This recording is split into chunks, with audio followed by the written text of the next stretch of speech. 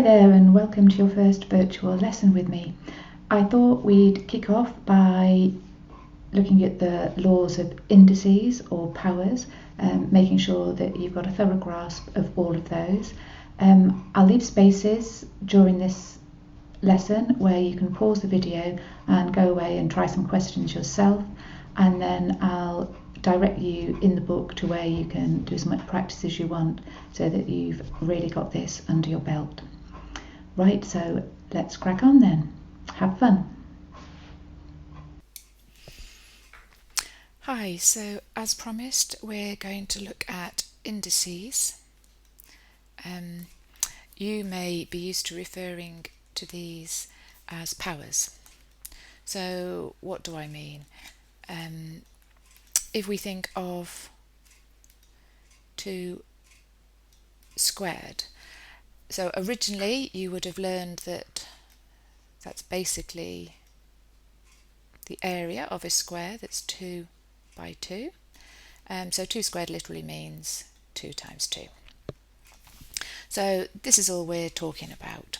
So 2 cubed, again it's got a name, 2 cubed, and you would have known this as originally the volume of a cube. That's 2 by 2 by 2. So that's just 2 times 2 times 2. Now, so these two have special names, 2 squared and 2 cubed, but once we get to higher powers like 2 to the power of 4 or 2 to the power of 5, we just say them like that. So we just say to the power of. So this little bit up here, this is the power or the index. So what you're raising it to is how we describe it, 2 raised to the power of 4 or just 2 to the power of 4. Right, okay, so let me get rid of that and we'll move on. You'll have to bear with me because this is quite new to me, so I may be making some mistakes. So there we go. So let's start again with 2. So we've got 2 by itself. Let's see what happens. If I multiply by 2, we've just said that is 2 squared. If I multiply again, I just realised I should have written this the other way round. So let me do this. So let's change this. This is 2 squared. We're going to work this one out in a second. 2 cubed is 2 times 2 times 2. 2 to the 4th is just 2 times 2 times 2 times 2. And so you could have 2 to the power of whatever you like. So if we say 2 to the power of n, that would just be, we'd have n of these all together and we just multiply them together. So I'm sure you're very familiar with that. We've got n of those terms. So let's think about this. So each time we're coming down here, if we were to come this way, we're dividing by 2. Every time we reduce the power, we're dividing by 2. So we could write just 2 as 2 to the power 1.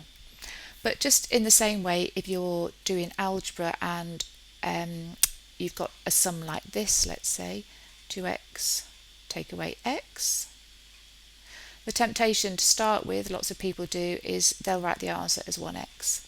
Now there's nothing wrong with that, but typically we would just write x. So just in the same way, you'd normally write this as just 2. So what happens then 2 to the power of 0? Well, if we follow our rule here, that as we go up here, we're dividing by 2, you should be able to see that 2 to the power of 0 is 1. And you could indeed check that on your calculator. So okay, so this is what to the power of means. So we've got our generic case here that 2 to the power of n is just n lots of 2 multiplied together. So we could have any number in there. So our generic term would be x to the power of n. So you're quite happy with what that is. Right, I'll just clear and start again. So let's now look at what happens if we're going to multiply two things together. So let's say we've got x to the power of m times x to the power of n. And this is probably a recap for you, but let's think about what this means. So as we've just described before, we said x to the power of m is x times x times x, m times, so we've got m of those. And then we've got to multiply by x to the power of n. So what have we got again? We've got lots of x's, and we've got n of those. So this helps us derive the first law. If we think about what this number is, we've got m plus n, lots of x's, all multiplied together. So that is just x to the power of m plus n. Now, as long as you're careful with how you write things, you don't need those brackets. So the first law, or the first rule of indices we've just worked out, is that x to the m times x to the n is x to the power of m plus n. So let's just, I'm just trying to show that I can do this, so hopefully we can, I tried to change colour, let's try again. Has that done it? There we go. So this is our rule about, I missed, didn't I? Multiplying. If you multiply two variables to the same thing to different powers, you just add up the individual powers, or you add the indices. Now on the previous sheet already, we worked out that something raised to the power of 0 is just 1. So whatever the number is, if you raise it to the power of 0, you've got 1. So this is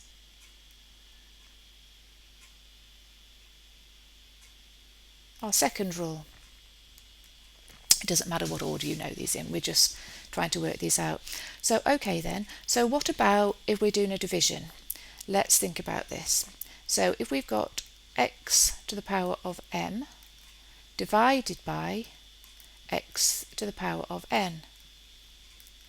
Now I'm hoping that you're perfectly happy that if you've got two numbers divided by each other, so let's for instance have an example 2 divided by 3, that this is exactly the same as writing it as a fraction. Okay, some people end up missing this and then it confuses them. But so 2 divided by 3 is the same as 2 over 3, so x divided by y is the same as x over y. Okay, so that was just a little aside to check that you've got that. So let's get rid of that, we don't need that. I should make my rule a bit bigger. Okay, so let's think x divided by x to the m divided by x to the n then. Let's work this out. So I've just said it's the same as x to the m over x to the n, which is, how many x's have we got on the top? We've got m of them, m there, and over, so x to the m divided by x to the n, and it doesn't matter whether m is bigger than n or not, we've still got n of these. I'm going to run out of space. We've got n of those on the bottom. So fairly obvious that what you're going to do now is we're going to cancel. So we'll cancel as many of the top and the bottom as we can, and we'll either run out on the top first or we'll run out on the bottom. But what we've got is we'll be able to cancel m minus n of them. So let's think, if m is bigger than n, I'm going to cancel 1x off the top for each one on the bottom until we run out. So by the time I've got to here, I'd have cancelled them all. And how many will I have cancelled? Well, I'll have cancelled n of them. So what have I got left on the top? I'd have m minus n left. So we'd have x times x, and we'd have m minus n of them, which we could write as x to the m minus n. Now, just for the moment, I'm going to leave it as that. Let's assume in this instance that m was greater than n, because that means that this number is going to be positive, and that's what we're working with at the moment. But we will come back to that. So let's just write that law here. So we've also got, so x to the m divided by x to the n equals x to the m minus n. So there we have another rule. Oh, I didn't click red properly. Let's try again.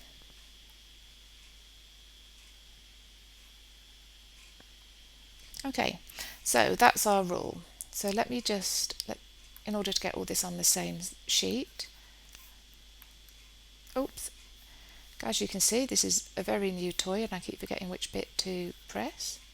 I'm sure you're impressed now. I've made my rubber bigger. Okay, so in this section, before we go on to do some examples, we've got one more thing to look at.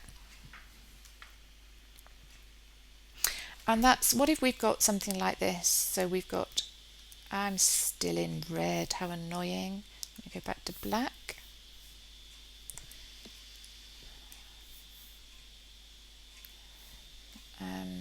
Okay, so what we're going to do next is x to the, we've got something like x to the, I'm going to just change letters here, not to confuse you, but just to make it clear that this just represents any number. So I've got x to the a, and I'm going to have the whole thing to the power of b. Right, so let's just double check. You've probably come across this already, but let's just double check we understand why. So what have we got? We've got how many of these? So we've got a of them here. So that's what's inside our brackets. We've got a lots of those, okay? And we're raising the whole thing to the power of b.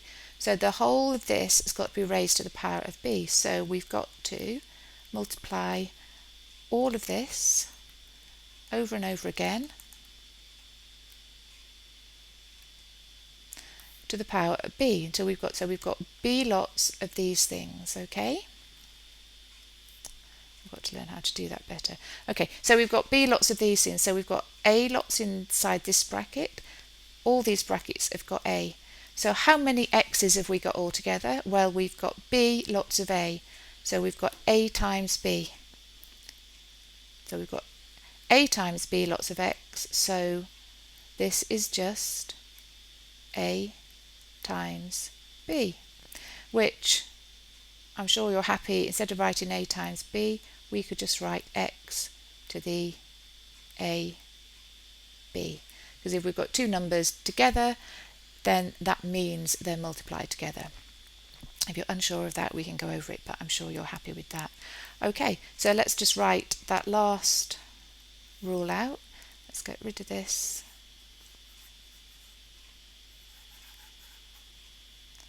In fact, I probably should get rid of this as well. And then we've got our rules for positive indices. Well, that's what we've worked them out for. Okay. But these laws actually apply to any values, excuse me, to any values at all. And we will come back and check negative powers and fractional powers in a minute.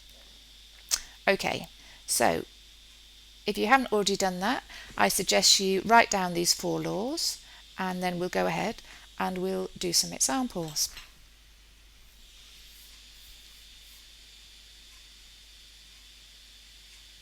Then I will tell you which examples out of your book you could do.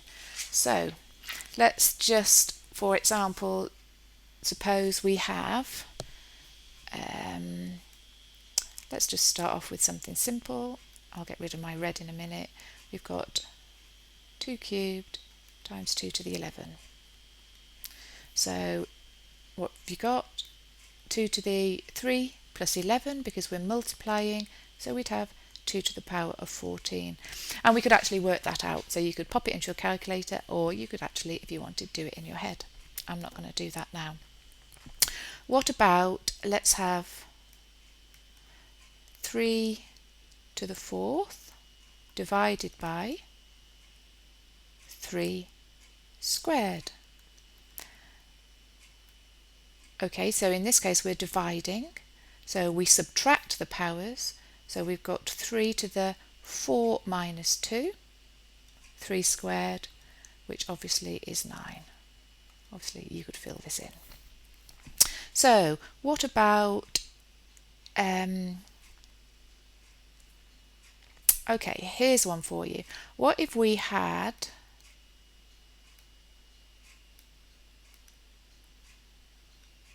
express 27 as a power of 3? So I want to know 27 is 3 to the what? Well, you can just work that out in your head or use your calculator to check that the question mark has got to be 3. Okay, so the question mark equals 3. 27 is 3 to the power of 3.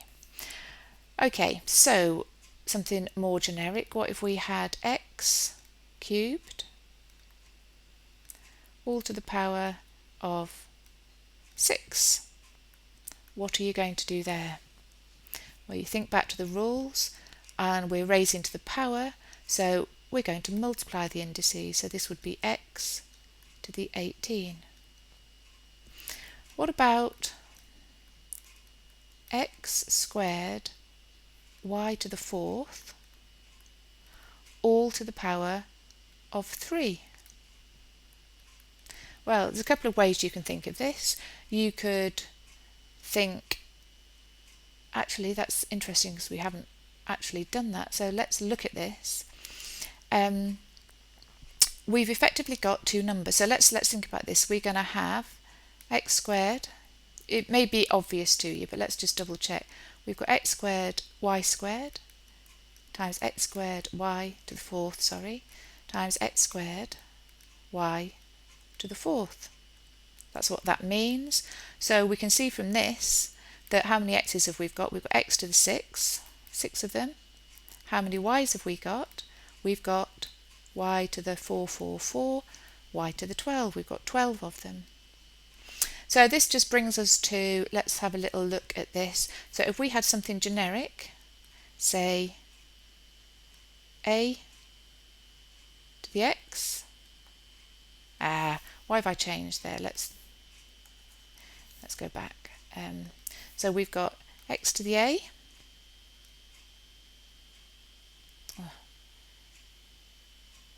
no, I tell you what, we've got xy all to the power of a. This is the same as x to the a, y to the a. Okay, and you can see either thinking of it like this, which is what we just did, or thinking what this actually means. X, y to the a means a lots of x times y. So we lump all the x's together, we're going to have a lots of x and a lots of y. And of course it doesn't matter which way you multiply things in. 2 times 3 is the same as 3 times 2. X times y is the same as y times x. So that leads us to this sort of thing when we're multiplying. However, if we were to have something like this, don't know how that happened. Let's forget that one. Let's do this. What about x plus y to the a? Okay, can we do anything with this? So this isn't the same at all, is it? So just hang on a sec, let me get some more room. Let's have a look at this. back to my pen. So we've got x plus y to the a. Well, what does that mean? That means we've got x plus y times x plus y times x plus y. And we've got a lots of them. Okay?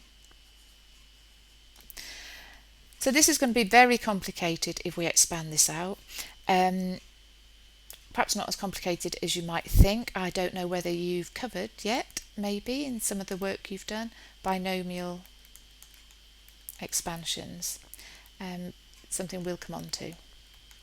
Okay, but it may be familiar to you, and it would be, probably you would have learnt it by Pascal's triangle. So this is something we'll come back to. But the important thing is that's totally different to what we were just looking at. Okay, so in this case here, this is something you can always do. This you can't, okay? You can't do anything when there are pluses inside. It's got to be only when they're being multiplied. Right, so let's just clear this, and let's see if we can have a slightly harder example maybe.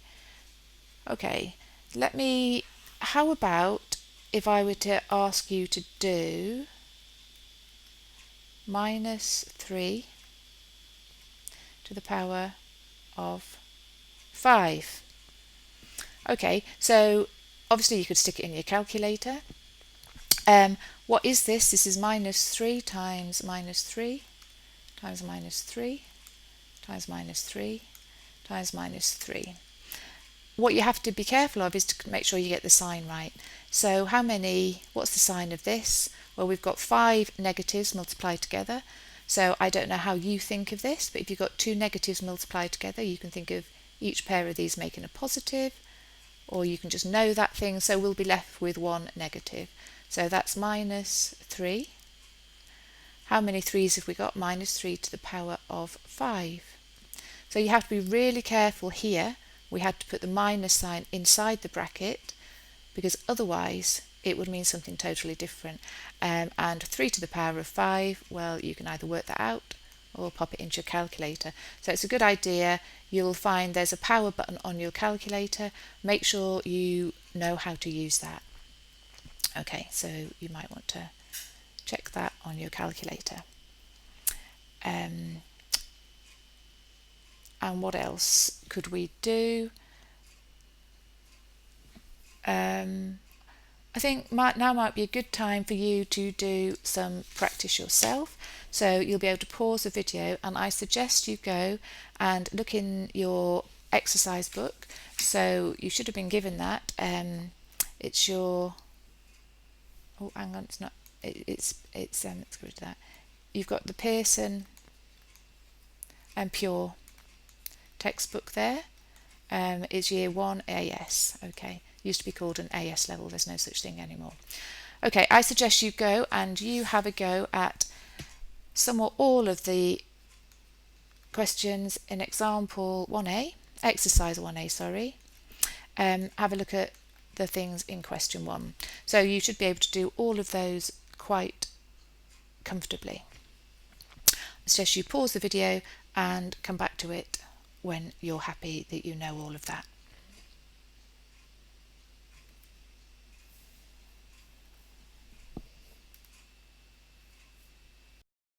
Right, hopefully you found those questions okay and you're feeling comfortable with anything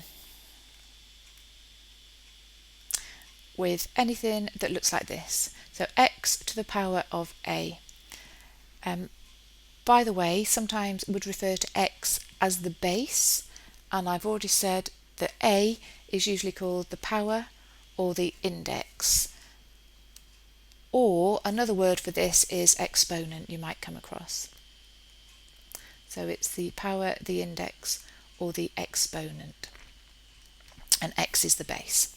So We've looked at all of these where a has been a whole number and 0 or higher. Okay, so we know what x to the a is. Let's have a look here. Let me just, x to the a is x times x times x, and you've got a lots of them.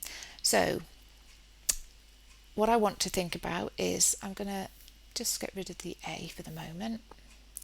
So we had x cubed. Oh, and we'll start off with x here. So we've got x squared, x cubed, and this is where we went all the way up to x to the a, or maybe it's more common to use x to the n, because we usually use n as an indicator that this can take whole number values. Okay, that's just something we often do. So let's just remember, so x to the n was n lots of them. We've got x cubed, which was x times x times x, remember, x squared, you know, x here, remember we said it could be written as x to the 1, but we don't usually. And I mentioned when we were doing it before that if we were to think about going backwards here, we'd be dividing by x each time. Okay, we're getting rid of one x as we go backwards, which is how we worked out, so let's put that little x to the 1 there, that's how we worked out that a number raised to the power of 0 was 1. That was one of our rules we just had. So what happens if we carry on up here? So now we're going to have minus 1 here, x to the power of minus 1. Well, we're just going to follow this rule and divide by x. So we'd have 1 divided by x.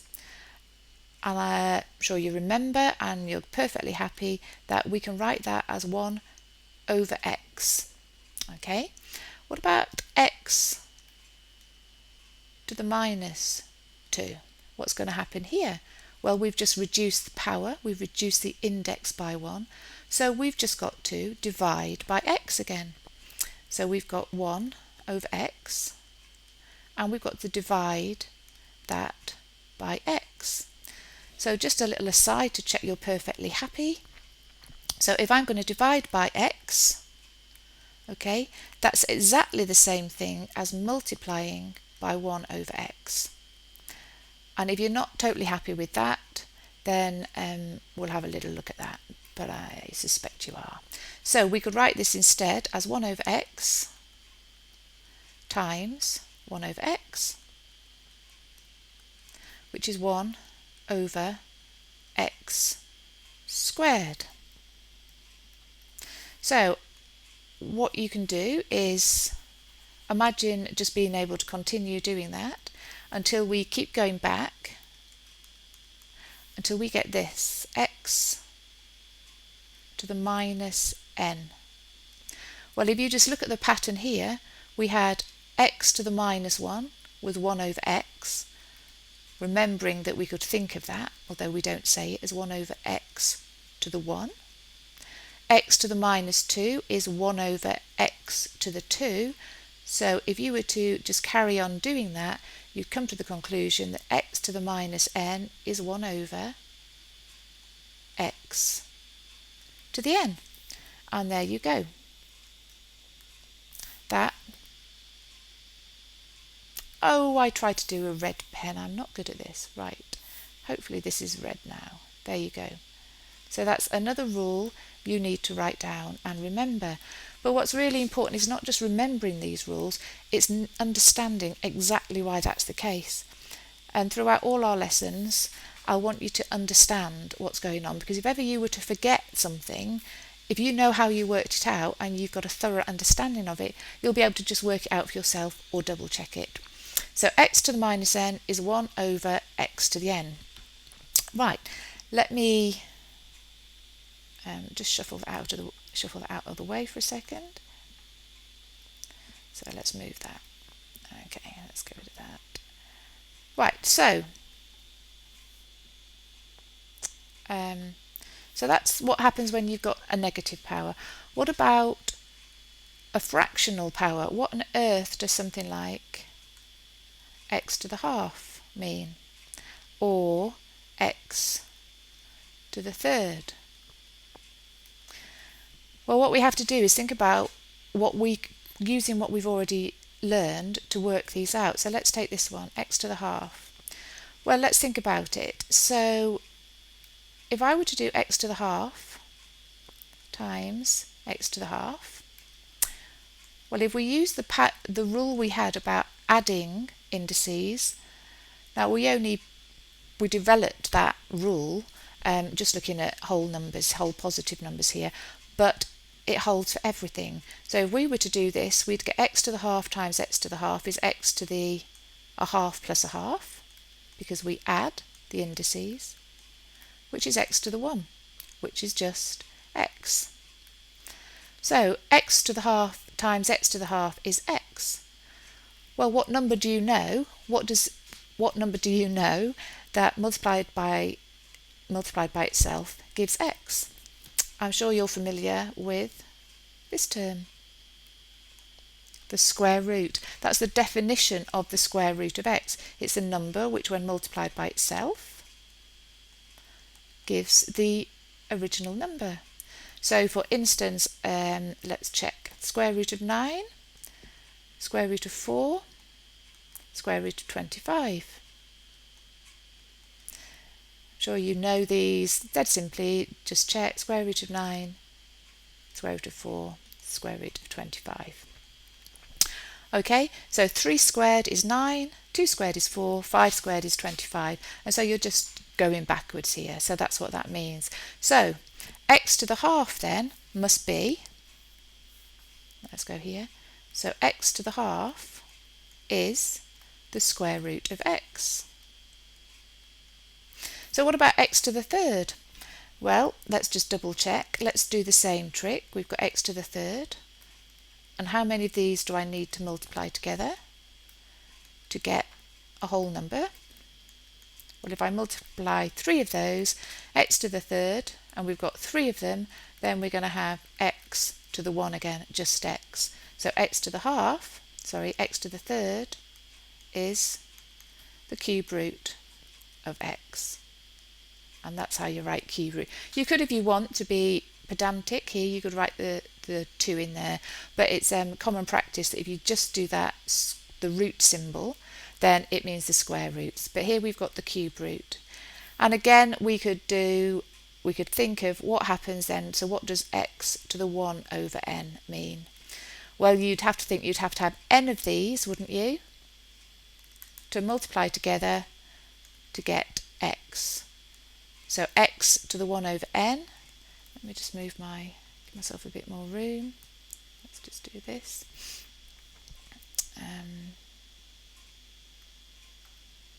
So x to the 1 over n is the same as the nth root, that's how we say it, the nth root of x. Let me see if I can get my red pen first time. Have I? No, it lies to me. It's looking as though it's done it, and it hasn't. Right, let's try again. There we go. So x to the 1 over n is the nth root of x. Right, so we can start combining some of these and having a little go. So I'm just going to clear this and go back to a black pen. There we go. So what about if we've got, what about this, x to the a over b? So what does this mean? Well, using what we've already done, we can say that's x to the 1 over b, all raised to the power of a, because when we raise one thing to a power to another power, what we do is we multiply the powers, we multiply the indices. So this is the same as x to the a over b. And another way to write this, if we wanted to, would be to think it's the bth root of x all to the power of a.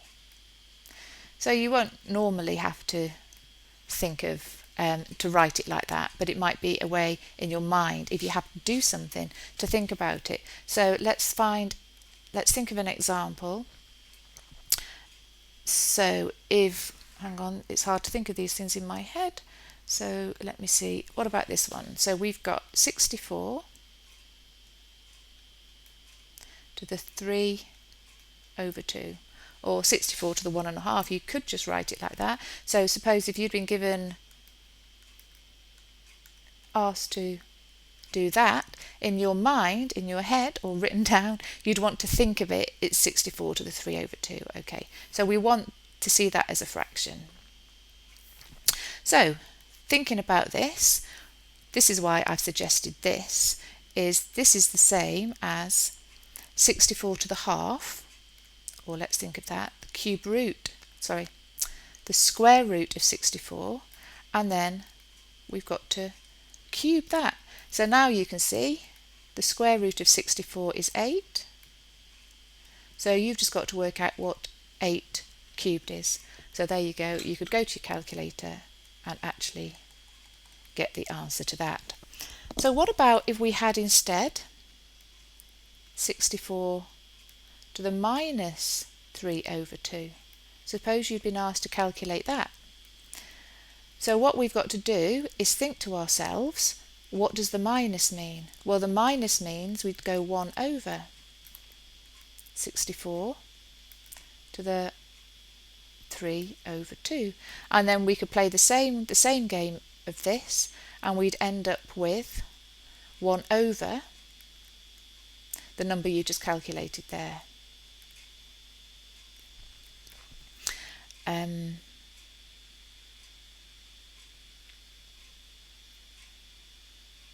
Yeah, so basically you could have combined any of the things up here, because you could have thought of that as 64 to the minus 1 times 3 times a half.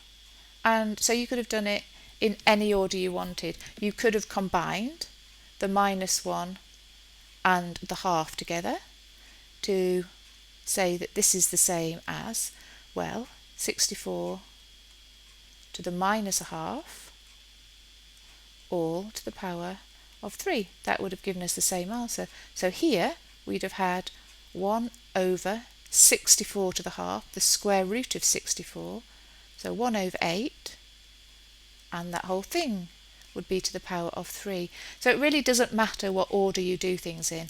It's just finding a way for you that's comfortable.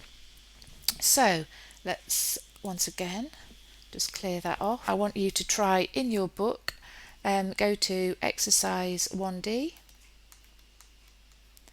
and you should be able hopefully to attempt all of those questions.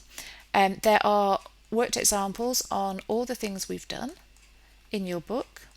So I suggest you crack on, look at the worked examples, review this, check you thoroughly understand it, and see how well you get on. Okay, that's all for now.